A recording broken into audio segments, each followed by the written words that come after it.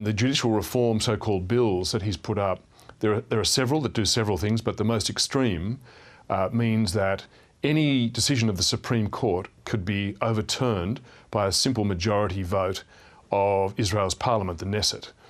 Now, that would end the doctrine of the separation of powers, by which the courts can challenge the government. Any government decision can be challenged in the courts, government decisions tested or overturned.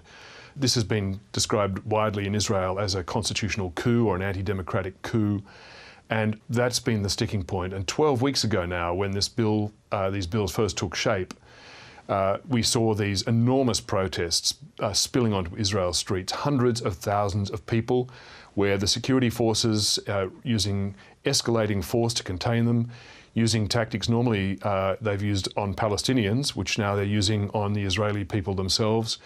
They're using mounted police, stun grenades, enormous displays of force. They've failed to suppress the protests. And the people, it's important to point out, Bev, that the main element of these protests, they're not some anarchists or sort of fringe rabble. They're the middle class. They're the professional class. And we've seen walkouts from all sorts of classes, the technology, a lot of the technology sector. Some companies have shut down, they're not operating. There was a general strike called just on the weekend. The universities have shut down operations. I had to chuckle when I saw CNN emphasising to American viewers that even McDonald's, as they put it, had shut down, because that was apparently a particular hallmark of extremists. But one of the really crunch points here was the Israeli military, the reserves.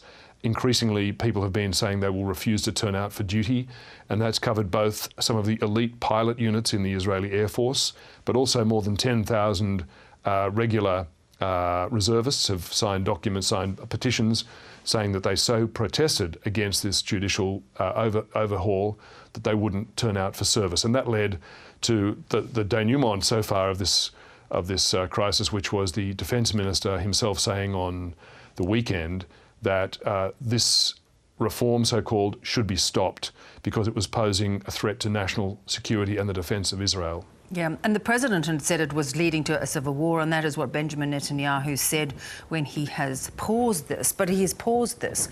He's a political survivor, as we both know. How does he juggle what he sees as this incredible anger on the threat to democracy in Israel by the people and his coalition partners who he needs to keep him in power? Yes, and he's only managed to just keep the coalition intact over this last 48 hours when announcing this pause in the judicial reform process.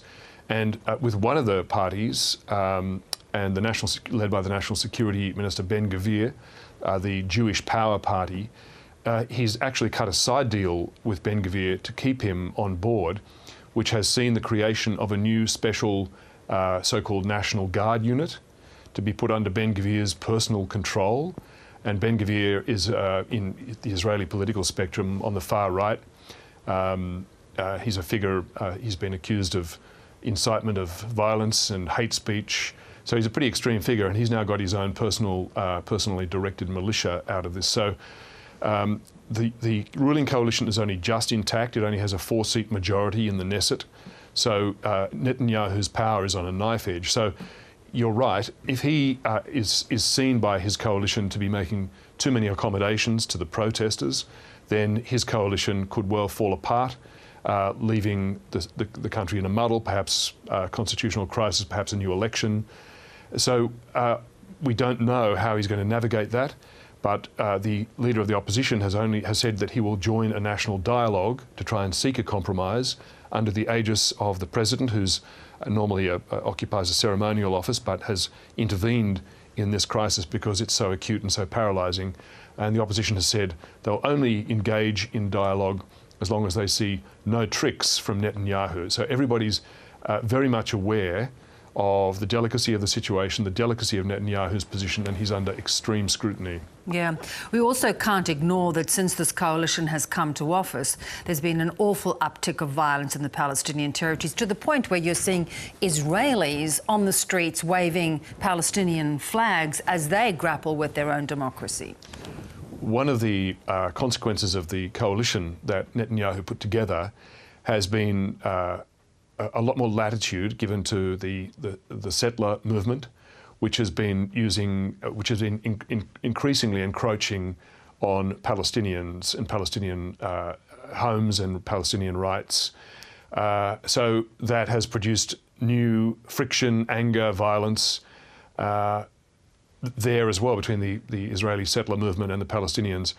So it's really been this has really been a multifaceted crisis with tensions and violence arising across the country, really. Yeah.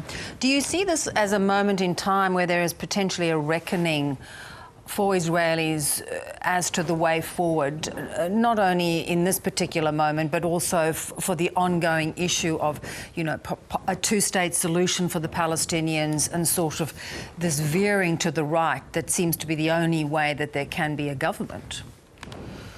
Well, Netanyahu's given up on a two-state solution, and you know, even the US, which is always loath to criticise Israel, but in the US, the President Biden, but also some of the Republican leadership, have expressed deep concern for Israel and the state of its democracy at the moment. This is a severe test. It's been Israel's proud boast for a long time that it is an island of democracy, a full democracy, surrounded by a bunch of despots and dictatorships.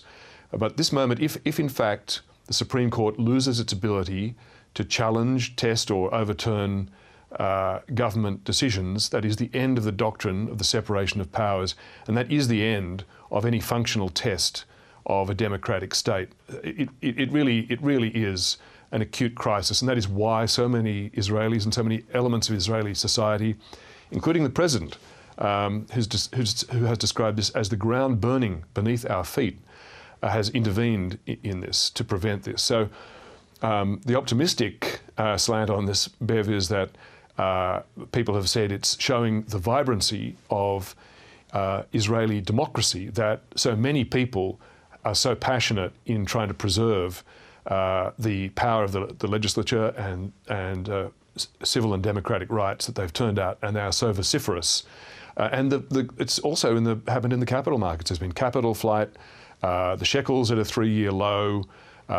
Former central bank governors have warned that the loss of confidence in government and democracy could create, quote, an economic shock to the system. Really, this is a crisis which has isolated Netanyahu and his coalition from the rest of the country. And Ehud Ya'ari, who's a very famous political commentator, journalist in Israel, has said that this is not the Israeli people rising up against Netanyahu. This is Netanyahu rising up against the Israeli people. Peter, always good to have you on. Thank you so much. Pleasure, Bev.